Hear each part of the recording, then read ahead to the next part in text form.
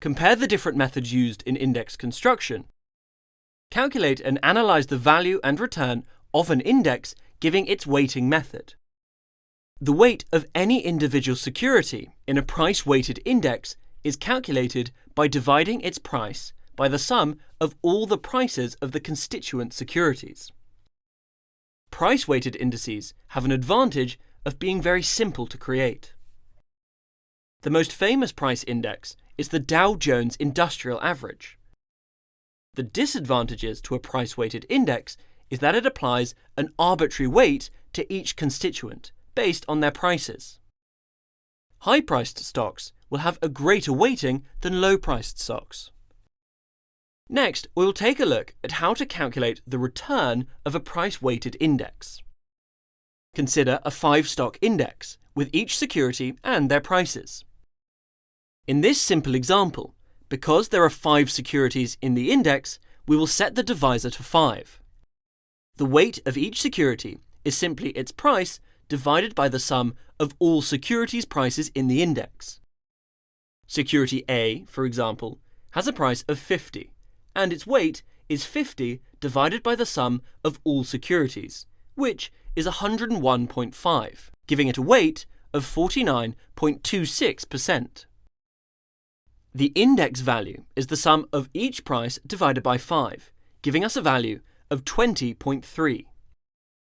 In calculating the end-of-period value, we simply need to add up the security prices at the end of the period and divide by 5. In this case, the constituents add up to 105, and the index value is 105 divided by 5, or 21. When calculating the index on a total return basis, dividends paid can be added to the prices of each constituent. When a security in a price-weighted index conducts a split, the weights of each constituent will change. The reason for this is that the divisor must be adjusted so as to not affect the value of the index. In order to accomplish this, the divisor is adjusted by dividing the sum of the constituents' prices after the split by the value of the index before the split. After a 2-for-1 split has been conducted, each security will now hold a different weight due to the fact that each has a new divisor. Even though the divisor and weightings have been changed, the index value remains constant.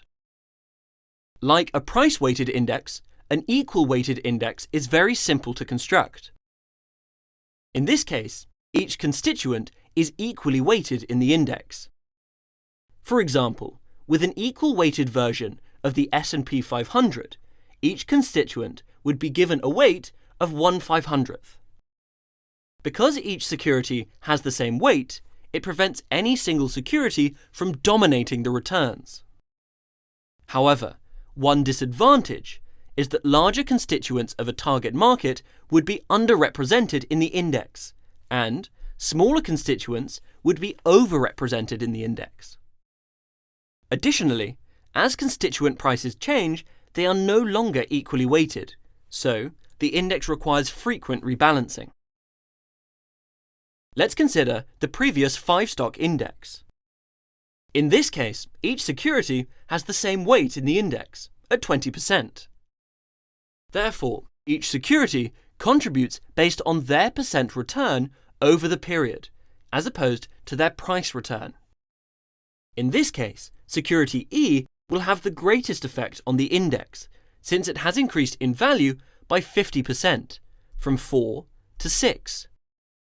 Security A, on the other hand, will have the least amount of contribution, since it only moved 10%.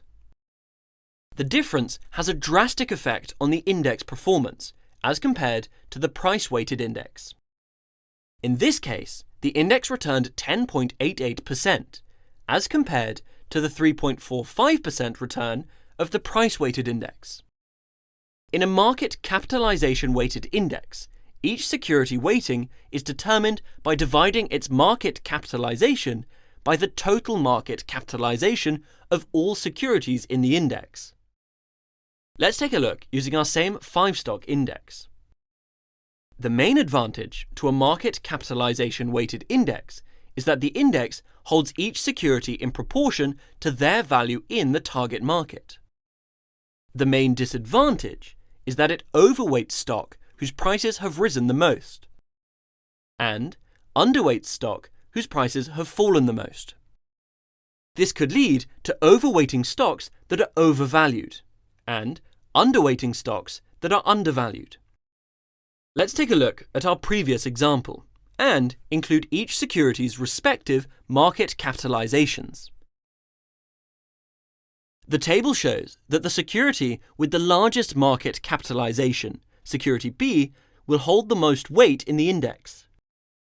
In this case, it holds 43.82%. Security E holds the smallest weight in the index, with just a 4.91% weighting. The returns of the index, as compared to other weighting methods, will also differ significantly. Because security B has the highest weight and a negative return, the market capitalization index returns are significantly lower than the equal-weighted or the price-weighted indices in our prior examples. While security E has the highest percent return, it also had the lowest weight in the index. A float-adjusted market capitalization weighting index goes one step further and adjusts the index based on a company's market float.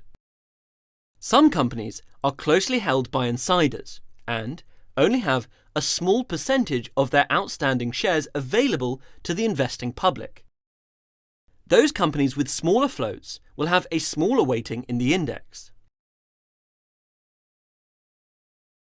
In looking at our prior example, stock A has 100% of its shares available to the investing public, while stock B only has 25% of its shares available to the investing public.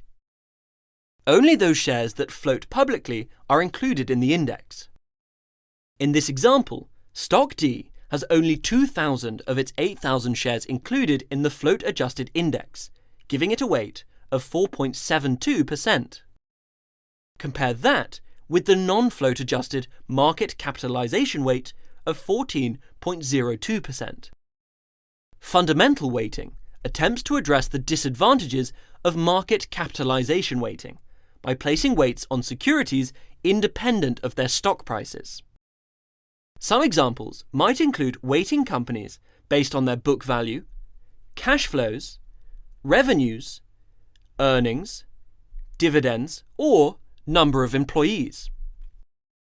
Inevitably, these indices tend to have a value tilt and are typically contrarian compared to a market capitalization weighted index, which is exposed to more momentum. For example, when a constituent stock price falls, but its revenues stay the same, then a fundamentally weighted index would increase the weight of that security when it rebalances. A market capitalization index does not rebalance, so that security would have a lower weight should it keep declining.